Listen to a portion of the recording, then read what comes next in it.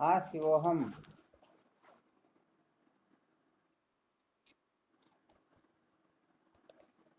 क्या विषय चल रहा था अपना?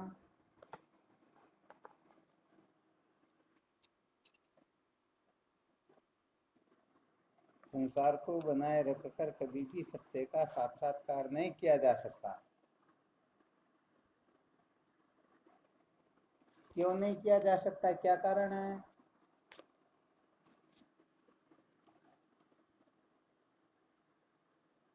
कोई ऐसा दृष्टांत ध्यान में आ रहा है क्या जिससे ये सिद्ध किया जा सकता है कि संसार के द्वारा सत्य का साक्षात्कार नहीं किया जा सकता इसको बनाए रखकर?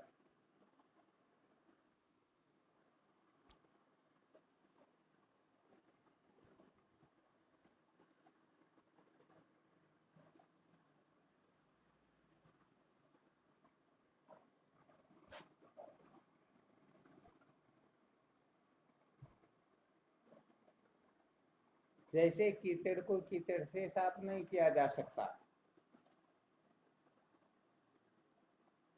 ठीक है ना? संसार क्या है और यह द्रव्य क्या है?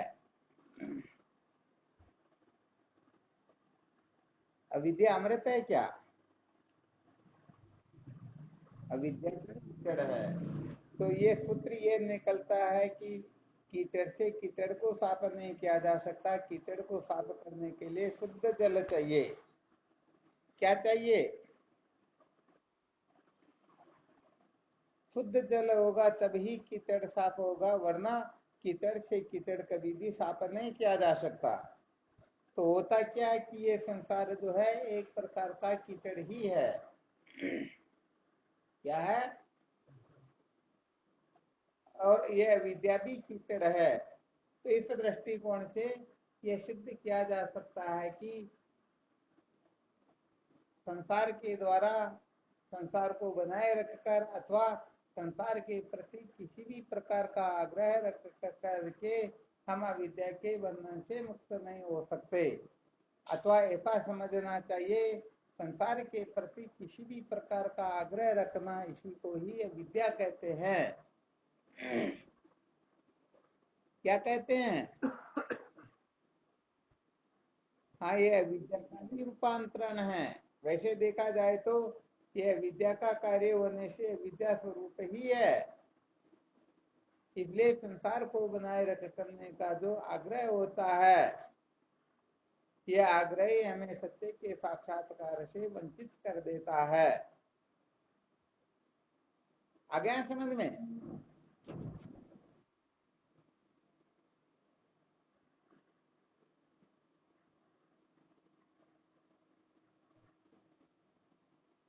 तो क्या सूत्र निकला यहाँ पर? जो हमेशा प्रतिदिन का विषय चल रहा है, संसार को बनाए रख कर कभी भी सत्य का साक्षात्कार नहीं किया जा सकता, यह सूत्र स्वतः ही सिद्ध हो जाता है।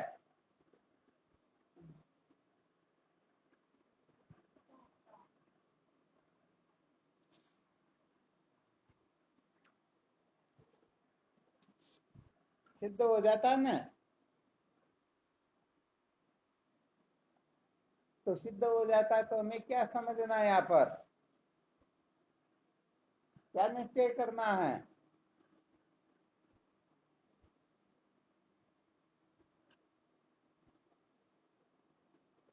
अरे यही तो निश्चय करना है, संसार को बनाए रखकर कभी भी हम सत्य का साक्षात्कार कर नहीं सकेंगे। इसके सिवाय कोई और निश्चय करना क्या? तो फिर घबराते क्यों, तुरंत बोलना चाहिए ना। जब सूत्र हमारे सामने सत्य है और हर प्रकार से विचार करके देख लिया जाए तो संसार के द्वारा विषय की निवृत्ति नहीं होती है, क्योंकि संसार भी अविद्या ही है। तो कुल मिलाकर के साधकों को यह अच्छी तरह से निश्चय कर लेना चाहिए, संसार को बनाए रखने का जो आग्रह है, देखो यहाँ पर आग्रह शब्द बड़ा विलक्षण है। यहाँ पर न तो किसी को बनाना है न बिगाड़ना है, बल्कि हमारा जो आग्रह होता है वह आग्रह ही समस्त दुखों का कारण हो जाया करता।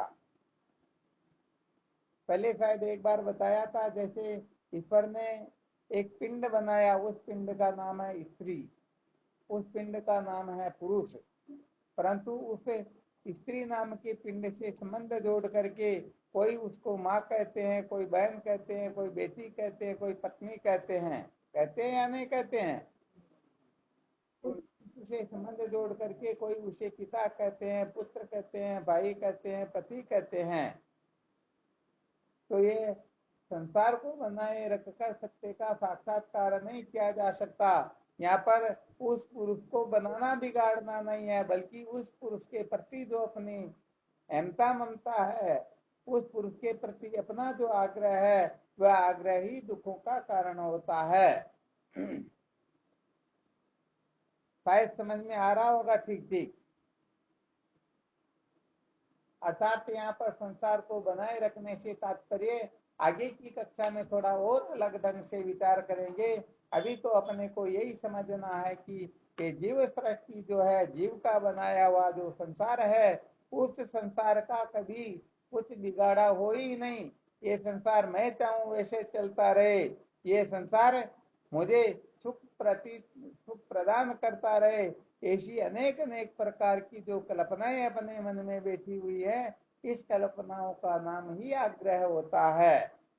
ध्यान देना अच्छी तरह से। तो यहाँ पर कहने का मतलब जीव सृष्टि सुख दुखों का कारण होती है, तो जीव सृष्टि पर ही अपने को प्रहार करना होता है, विचार करना होता है, ये अपनी मान्यताएं होती हैं। सचमुच में हम आज जिसको माँ बहन बेटी पत्नी समझ रहे हैं, जैसे समझो कोई इस समय जिसको पत्नी समझ रहा है, हो सकता है वह किसी जन्म में उसकी माँ रह चुकी हो, बहन रह चुकी हो, बेटी रह चुकी हो। तो यदि कोई आग्रह कर बैठे नहीं ये मेरी माँ ही है, बहन ही है, बेटी ही है, पत्नी ही है, तो बताओ आग्रह हुआ या नहीं हुआ? वास्तव में देखा जाए तो न माँ है, न बहन है, न बेटी है, न पत्नी है, ये केवल और केवल मात्र, क्योंकि सचमुच में यदि वह ऐसी होती तो सुषुप्ति अवस्था में भी इसका भान होना चाहिए। होना चाहिए या नहीं होना चाहिए? परंतु सुषुप्ति अवस्था में भान नहीं होता, अतः ये सारे के सारे संबंध जो है ये काल्पनिक है, ये मान्यता मात्र है। और मानी मानी बंधन में आयो, हमने बिना विचार किए, बिना संतों का संग किए, बिना साधन वजन किए कुछ का कुछ मान लिया, तो ये कुछ का कुछ मानना ही बंधन का कारण हो जाया करता।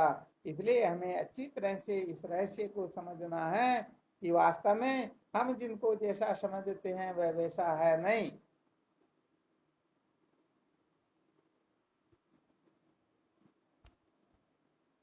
तो ठीक तरह से विचार करके देखा जाए तो ईशावास्यम इदम सर्वम यत् किंचित् जगत्याम जगत, अर्थात परमात्मा के सिवाय कोई दूसरी वस्तु है ही नहीं, परंतु हम ही परमात्मा में भेद का विकल्प उपस्थित करते हैं और अंत में हम स्वयं ही डरते हैं।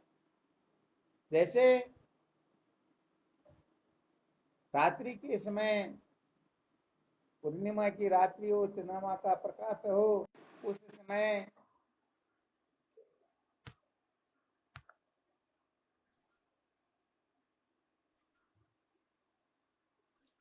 कोई छोटी सी झाड़ी ऐसे हिलती हुई दिखाई देती है, तो हमें ऐसा लगता है कि अरे यहाँ पर कोई डाकू या भूत प्रेत बैठा हुआ है। तो डर लगता है या नहीं लगता है?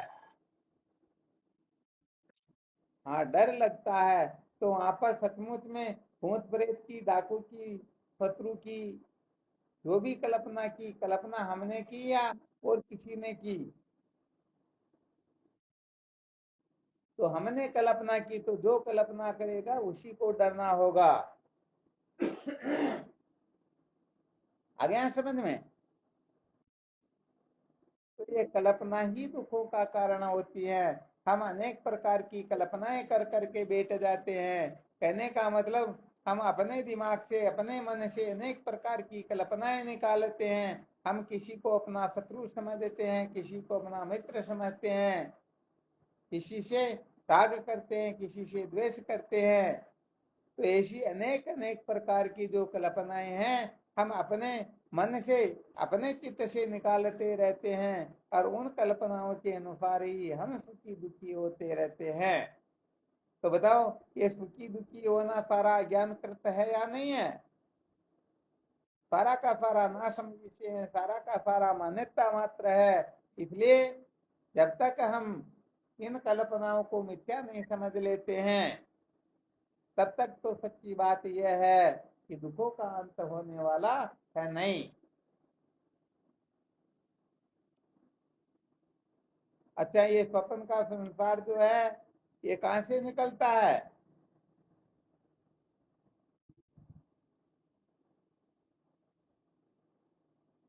कहां से निकलता है?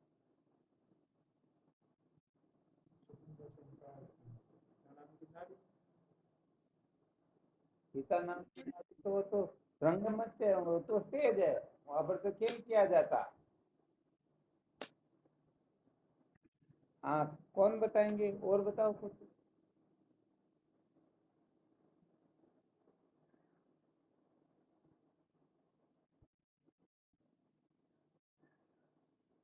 प्रश्न समझ में आया क्या? दत्तानंद जी महाराज लिख रहे जागृत से। अरे भाई, जागृत के देखे हुए, सुने हुए, अनुभव किए हुए संस्कार इसमें कारण होते हैं, परंतु ये निकलता किन से? स्वपन प्रपंच का रचयिता कौन है? स्वपन प्रपंच का ईश्वर कौन है? क्या बात है! अपन स्वयं ही है। अर्थात जैसे ये स्वपन प्रपंच निकलता है, वैसे ही ये सारा का सारा जागृत प्रपंच है। परंतु हम अपनी अस्थि को समझते नहीं, अपने स्वरूप का हमें बोध नहीं होता। हम अपने आप को दीनहीन, पता नहीं ऐसा वैसा समझ करके पागल हुए रहते हैं, इसलिए ये ऐसा बोध नहीं होता। वास्तव में देखा जाए तो स्वप्न का जो ईश्वर होता है वह आप स्वयं होते हो। आपके सिवाय और कोई स्वपन का ईश्वर होता नहीं। फिर भी हम स्वपन के पदार्थों से सुखी दुखी होते हैं। क्यों? क्योंकि हम वास्तव में इस रहस्य को जानते नहीं हैं। तो बताओ, जो नहीं जानते हैं उनको सुखी दुखी होना होगा या नहीं होना होगा?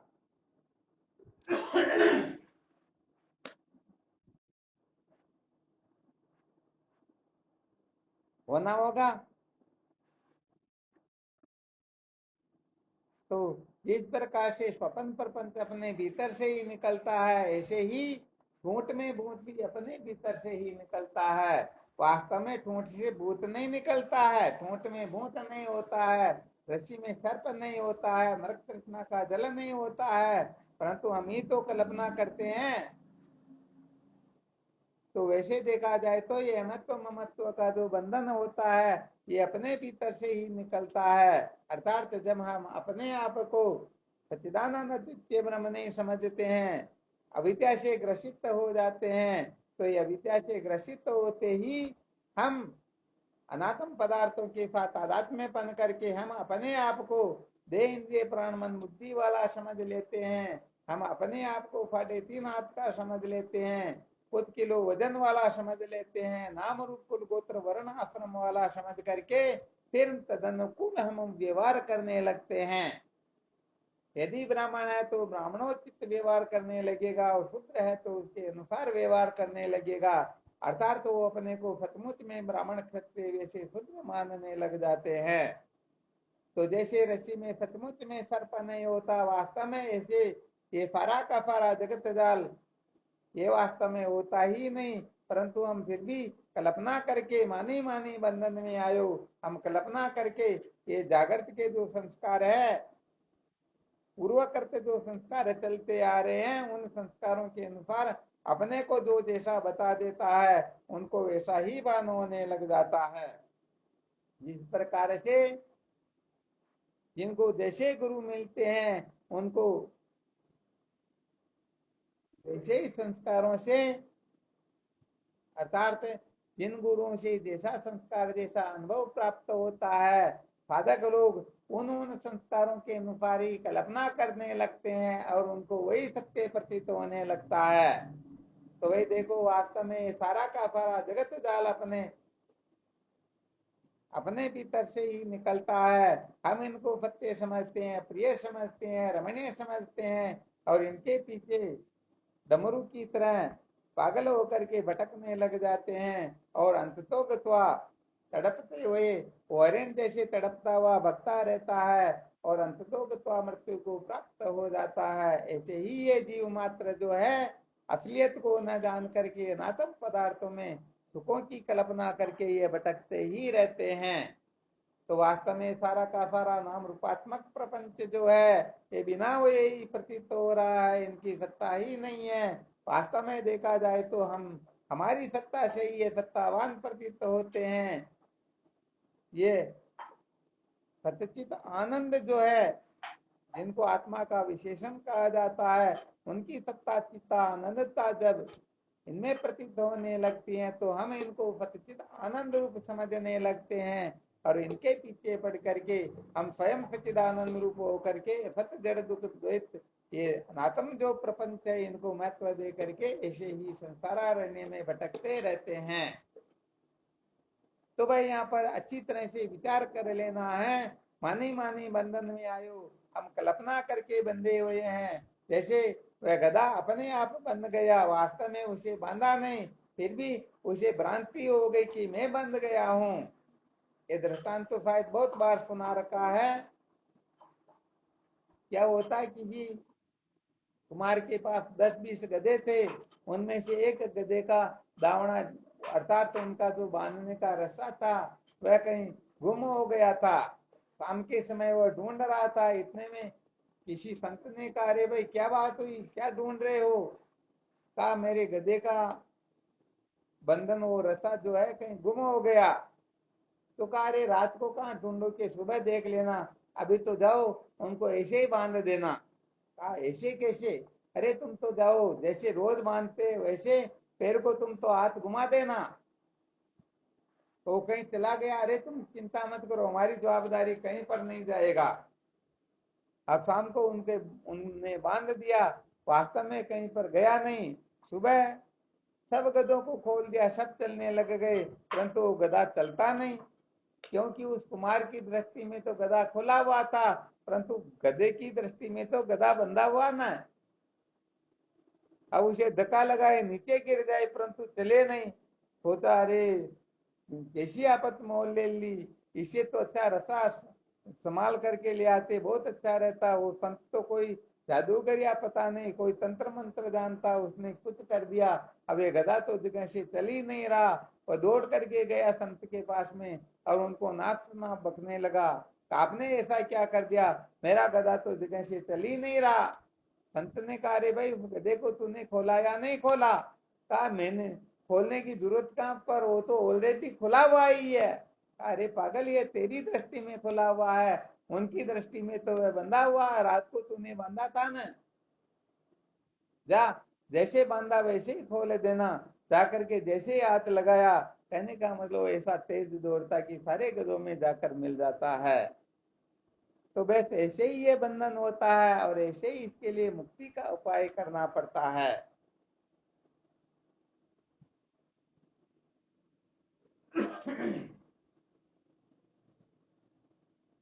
तो वास्तव में बंधन सत्य है क्या? सत्य है क्या बंधन? बंधन सत्य नहीं है ना? हाँ बिल्कुल सत्य बात है।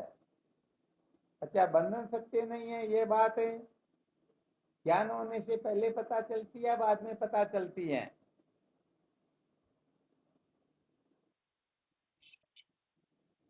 कब पता चलती है?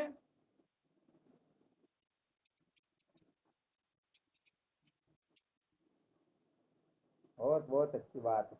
ज्ञान होने के बाद में तो अपने आप पर हंसी आती है, अरे मैं भी कैसा मूर्ख था, वास्तव में सचमुच में मैं तो मुक्त ही था, परंतु पता नहीं मैं आकाश पाताल क्या क्या कर रहा था।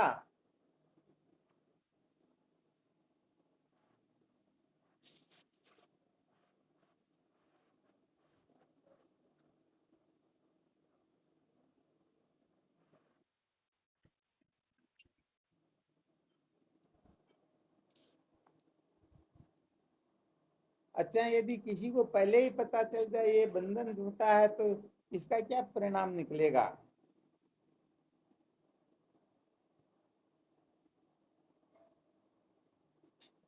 एक तो बंधन को सच्चा समझना और एक बंधन को झूठा समझना, इसका क्या परिणाम निकलेगा? जो बंधन को सत्य समझ रहे हैं उनका, और जो झूठा समझ रहे हैं उनका। हाँ शिवोहम बोलो।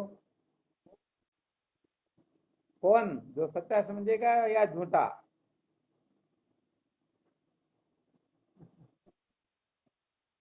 नहीं नहीं, बंधन को सच्चा समझने वाला नहीं उलझेगा या झूठा समझने वाला नहीं उलझेगा?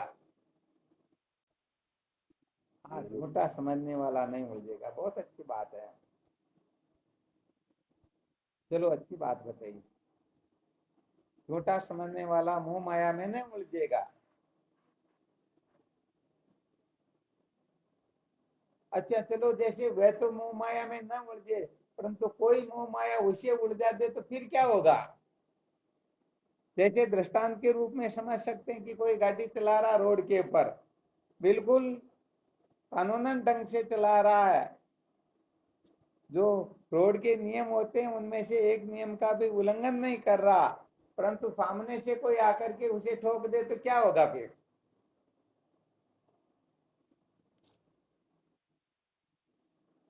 तो भी गड़बड़ तो हो जाएगी ना। है। अरे तो फिर यहाँ पर भी ऐसे किसी का प्रारब्ध होगा भी, इनकी मुक्ति नहीं होनी, तो फिर ऐसा हो जाएगा तो कोई दिक्कत नहीं। अच्छा, ज्ञान में नहीं होता क्या? चलो, अच्छी बात करता हूँ।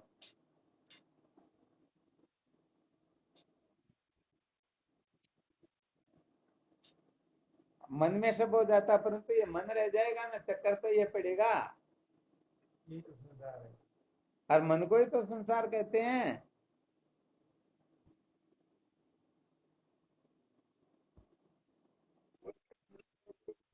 हाँ शिवम बोलो।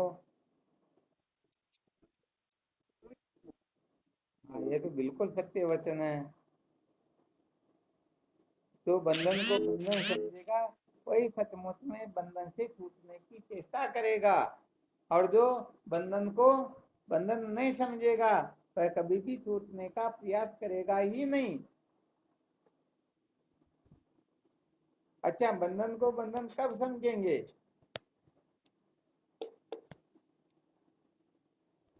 अच्छी तरह से विचार करके बताना, सोच समझ करके, गड़बड़ घोटाला मत करना।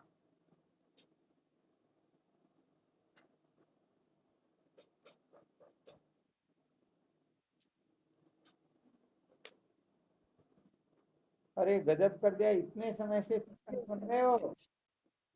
क्या हुआ? अज्ञान का, अज्ञान की अवस्था में बंधन को बंधन समझेंगे? नहीं, ये ठीक उत्तर नहीं हुआ। और बाकी देखो, और विचार करके वापस बोलो या कोई दूसरे साधक बोलो।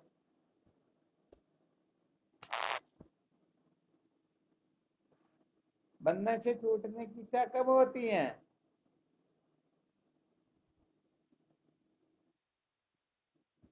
हैं? झूठा समझते तो झूठे से क्या छूटना हो, तो पहले ही छूटा हुआ।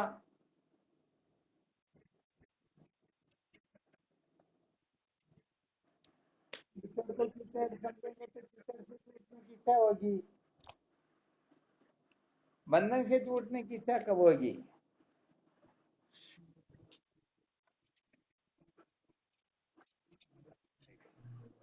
ज्ञान हो जाएगा तो फिर छूटने की इच्छा होगी। ज्ञान होने पर बंधन नाम की सत्ता ही नहीं रहती है, फिर क्या छूटना? ठीक ठीक नहीं बोल पा रहे हो, या तो भाई बहुत कमजोर बोलते हो या फिर बहुत ऊंचा बोल जाते हो।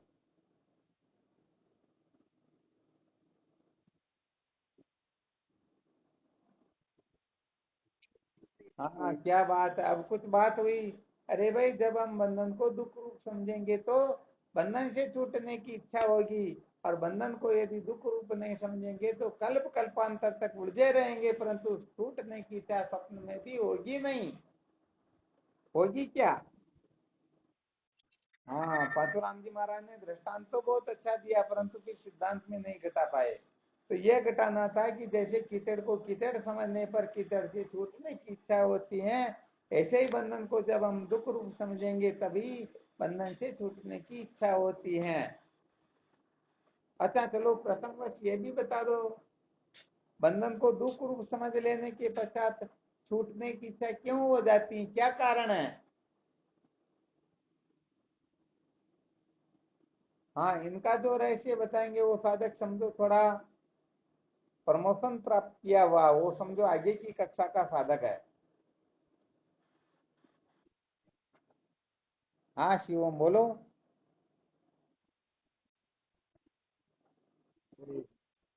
अरे क्या बात, आपका तो प्रमोशन हो गया, फिर वहां कर क्या रहे हो आप? अरे फिर उदयपुर में क्या करे हो, आपका तो सचमुच में प्रमोशन हो गया। एक दिन कोई चर्चा करे थे, राम राम लिखते थे तो कहा भाई ये राम राम लिखने का ही ये फल है कि समझ में आने लगा। खूब डायरिया भरी, खूब भरी, तो देखो इसका फल मिला या नहीं मिला। तो वास्तविक बात यह है कि आत्मा आनंद स्वरूप है, और जो आनंद स्वरूप होता है वह दुख को स्वप्न में भी नहीं चाहता है। चाहेगा क्या?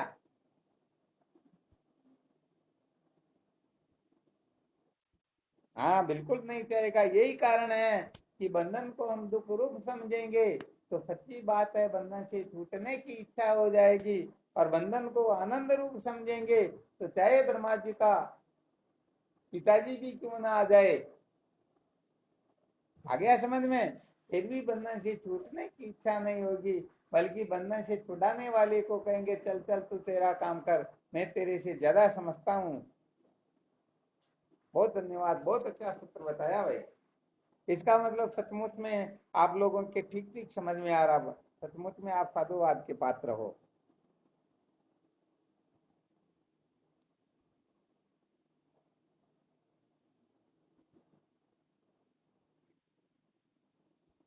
तो वास्तव में अपना स्वरूप क्या है? सहज ही। अच्छा, सहज ही है हमारा स्वरूप, जो आनंद स्वरूप, ऐसा कहीं पर वर्णन आता है क्या? आप लोगों को ध्यान में है कहीं पर? किसी भी शास्त्र का, श्रुति का, स्मृति का कोई प्रमाण आपके ध्यान में आता हो तो, भले इतिहास पुराण का ही क्यों ना हो।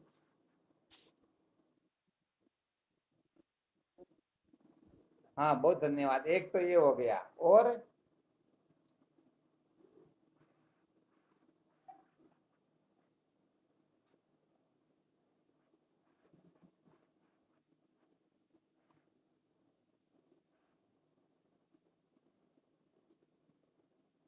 बोलो, ऐसा कोई प्रमाण? अरे यहाँ पर तो बड़े बड़े विद्वान बैठे हुए ग्रुप में। हाँ बिल्कुल बोलो।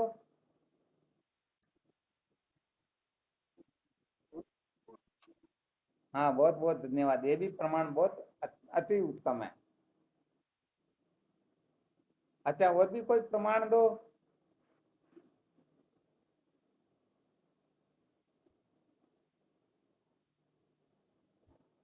अरे अपने ग्रुप में तो रामायण के भी ज्ञाता बैठे हुए बड़े बड़े, रामायण का प्रमाण भी दे सकते हैं।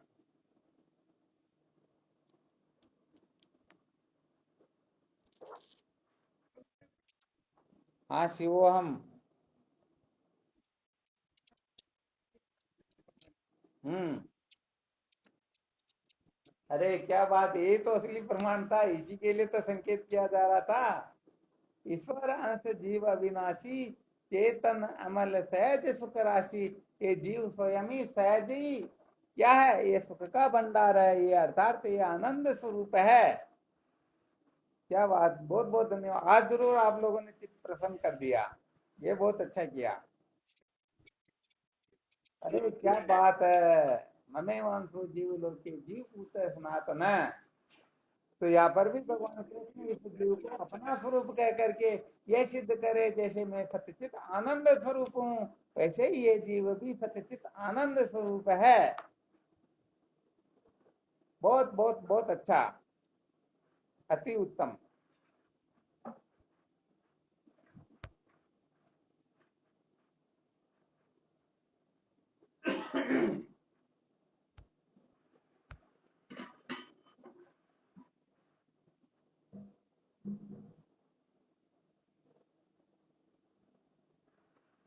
तो वास्तव में ये जीव आनंद स्वरूप ही है।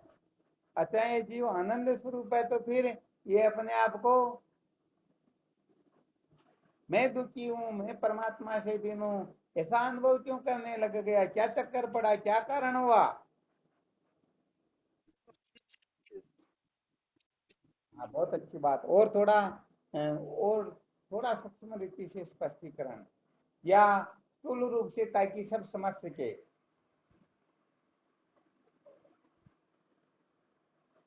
अन्योन्याध्यास में सब नहीं समझ पाएंगे।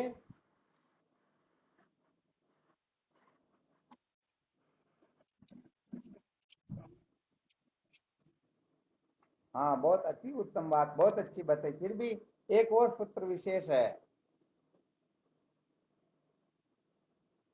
जीव और ईश्वर में भेद करने वाली। क्या हुआ?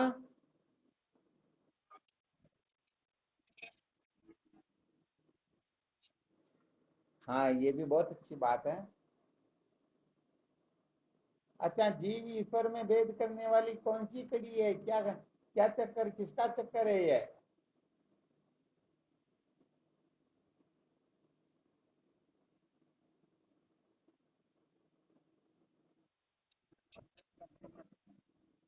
इदम के साथ। हाँ, अहम का इदम के साथ तादात्म्यपन होना, इसको क्या कहते हैं?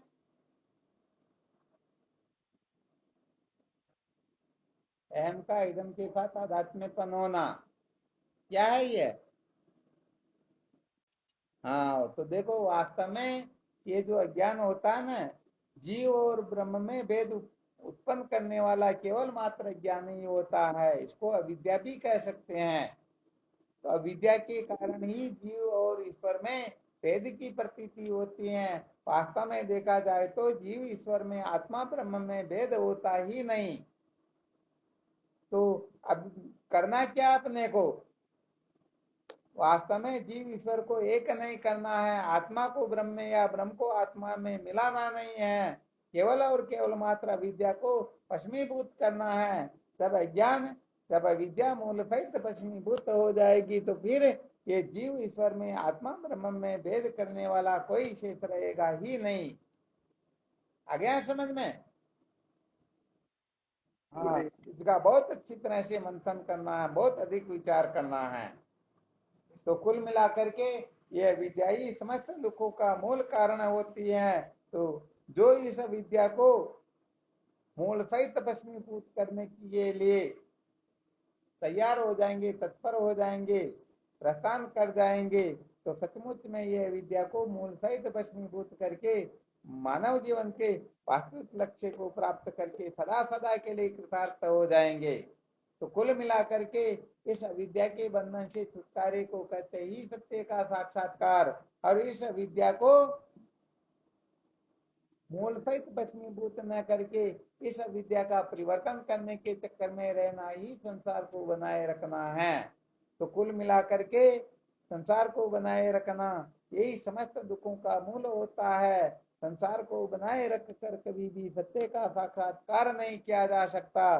तो देखो, जो विद्या को महत्व देगा, अर्थात नासमझी को महत्व नहीं देगा, मूर्खता के चक्कर में नहीं पड़ेगा, वास्तव में ये मूर्खता ही अविद्या होती है। तो जो मूर्खता को मूर्खता जान करके इस मूर्खता का त्याग करने के लिए तत्पर हो जाएंगे, वही सच्चे साधक होंगे। और जो इस मूर्खता के पिंड से सम्यक प्रकाश से छुटकारा प्राप्त कर लेंगे, उनको ही हम ज्ञानी कहेंगे। अच्छा, एक बार शायद मूर्खता के ऊपर प्रसंग चला था, परंतु विचार तो शायद नहीं किया इसके ऊपर, नहीं किया ना? हाँ, ध्यान रखना। फिर क्या होता है कि प्रसंगवश फिर भूल ही जाते हैं, पता नहीं वो पहले तैयारी करके रखे कि आज ये सुनाना, तब तो होगा वही सुना देते, परंतु तब पादकों से प्रश्न किया जाता कल क्या सुनाया या अपना क्या विषय चल रहा, तब जो भी विचार उदय हो जाते हैं बस वही चर्चा करने लग जाते हैं। तो फिर देखो ध्यान रखना, एक दिन मूर्खता के ऊपर भी चर्चा करेंगे कि वास्तव में मूर्खता क्या होती है, क्योंकि मूर्खता को जानेंगे नहीं तो ये मूर्खता कभी भी मिटने वाली है नहीं। होता क्या है कि कोई कितना भी बड़ा विद्वान क्यों ना हो, परंतु हो सकता है वहां पर भी मूर्खता छिपी हुई हो। इसलिए जो मूर्खता को मूर्खता जानेगा वही मूर्खता के बंधन से छूट पाएगा, वरना सच्ची बात है मूर्खता के बंधन से छूटना साधारण बात नहीं है। आ गया समझ में?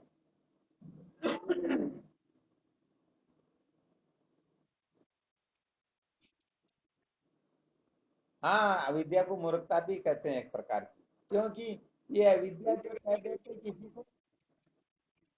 हाँ, इसीलिए एक दिन करेंगे।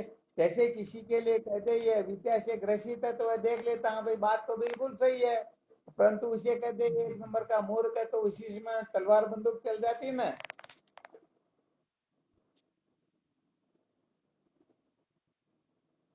तो यहाँ पर क्या, हाँ बिल्कुल सही बात है। इसलिए ये क्या कि विद्या तो बहुत प्रशंसनीय सूत्र है। अविद्या से ग्रसित हो तुम ऐसा सुन करके लोग बुरा नहीं मानते। इसलिए इस अविद्या का दूसरा अर्थ हम मूर्खता भी करेंगे, तो पता चलेगा। अपना स्वयं का विचार करके देख लेना कि सचमुच में हम मूर्खता से कितने परसेंट भरे हुए हैं, पूरे के पूरे भरे हुए हैं या थोड़े बहुत कम है या बिल्कुल मूर्खता से मुक्त हैं।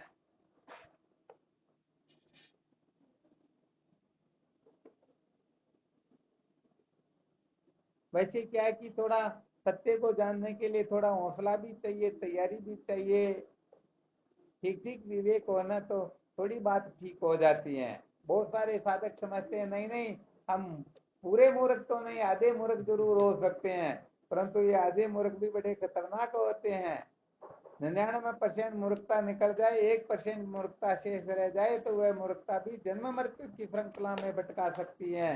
इसलिए 1% मूर्ख है तो भी मूर्खता शेष है। इसलिए ऐसा मत समझ लेना, क्योंकि एक में 99 में बड़ा अंतर होता है। लोग यहाँ अटक जाते कि मैं 99% विद्वान हूँ, 1% ही तो मूर्ख हूँ, क्या फर्क पड़ता है। परंतु 1% ही तख्ते को पलट देता है। एक वोट ही तो हार जीत करवाता ना। हाँ, इसलिए अपने को 1% मूर्खता को भी महत्व नहीं देना है, बल्कि उसके चंगुल से भी मुक्त होना है।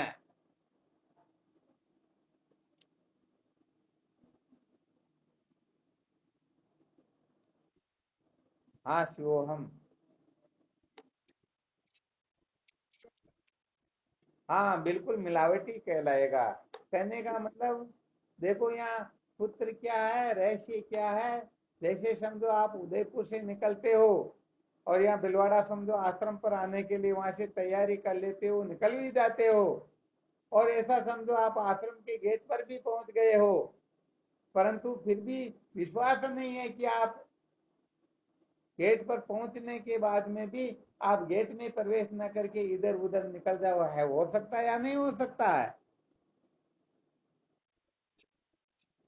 कहने का मतलब उदयपुर से चलना तभी सार्थक होगा जब आप आश्रम में प्रवेश कर लोगे। और प्रवेश क्या तो गेट में प्रवेश करते समय भी नियत में खोट आ जाए, अरे भी चलेंगे तो पता नहीं फालतू गुलझा देंगे, क्या करेंगे हम, समय बर्बाद होगा, चलो अपन तो ऐसा करते थोड़ा मौज मस्ती करके आते हैं, वहाँ होटल में चल के आते हैं या मिठाई की दुकान पर खा पी करके फिर 2-4 घंटे बाद में देखेंगे। अरे तो प्रवेश करते करते जो 2-4 घंटे का बहाना कर लेते हैं, तो पता नहीं 2-4 घंटे के बदले में वो दूसरी तीसरी जगह पर भी जा सकते हैं और 2-4 साल का भी समय लगा सकते हैं, या समझो 2-4 जीवन का भी लग सकता है, कोई बड़ी बात थोड़ी। इसलिए कहने का मतलब वास्तव में इस अविद्या को थोड़ी बहुत विशेष हो तो भी महत्व नहीं देना चाहिए। यहाँ केनोपनिषद का मंत्र तो यहाँ तक संकेत करता है, कोई समझ लेता है कि यदि मन्य से सुवेदेति दत्तमय वापी नूनम, कोई समझ ले कि मैं अच्छी तरह से जांच पड़ताल करके मैंने देख लिया, मुझे अच्छी तरह से तत्व साक्षात्कार हो गया, विद्या के बंधन से मुक्त हो गया, मैं समस्त दुखों से मुक्त होकर के परमानंद का मैंने अनुभव कर लिया, मैंने तत्व का साक्षात्कार कर लिया, तो श्रुति माता संकेत करती हैं कि अभी उन्होंने परम तत्व का साक्षात्कार नहीं किया, उन्होंने एक छोटी चीज को समझा है। तो यदि मन्य से सुवेदेति धर्म वापिनोनम, जो कहते मैंने अच्छी तरह से समझ लिया, अभी तक उन्होंने कुछ समझा ही नहीं, क्योंकि वास्तव में ये समझ रमज से परे परम तत्व होता है। ब्रह्म है मन बानी अगोचर, कहते या नहीं कहते हैं? ये तो अतो निवर्तनते प्राप्य मन सास है, वर्णन आता न। हाँ, इसलिए कहने का मतलब इस रहस्य को हमें अच्छी तरह से समझना है।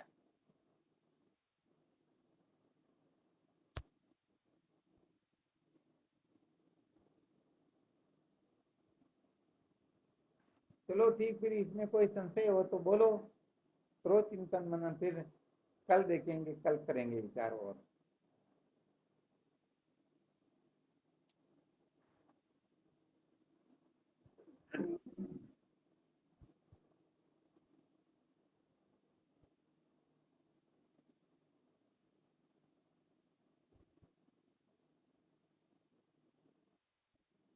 हाँ शिवो हम।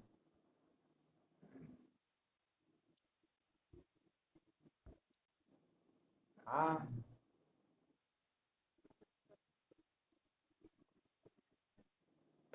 हाँ, देखो भाई, असली अर्थ समझना या नकली, इसका आप जो प्रश्न करे हो, इसका असली अर्थ समझना या नकली समझना? असली समझना क्या? क्या हुआ? हाँ, असली समझना तो भाई इसके लिए थोड़ा कष्ट उठाना पड़ेगा, इसके लिए तो फिर आश्रम पर ही आना पड़ेगा। तो आपकी इच्छा हो तो सुबह ही निकल जाओ, जितनी तीव्र जिज्ञासा हो बस उसी दृष्टि से देख लेना, जीवन का भरोसा नहीं है, कभी भी 100 वर्ष पूरे हो सकते हैं। प्रत्येक श्वास को अंतिम श्वास समझो, तब जाकर के सचमुच में हम सच्चे साधक हो सकेंगे, ब्रह्म विचार की वो वास्तव में सचमुच में प्रवृत्ति हो सकेगी। वरना तो ये मौज मस्ती मनोरंजन होगा। ज्यादा वैराग्य हो तो इसी समय निकल जाना, कोई दिक्कत नहीं।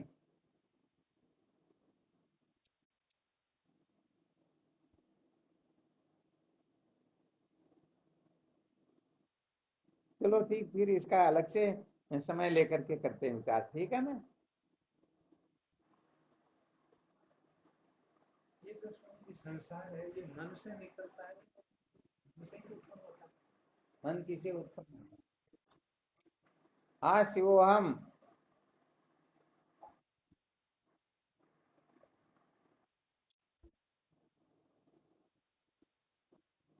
हाँ शिवोहम। शिवोहम।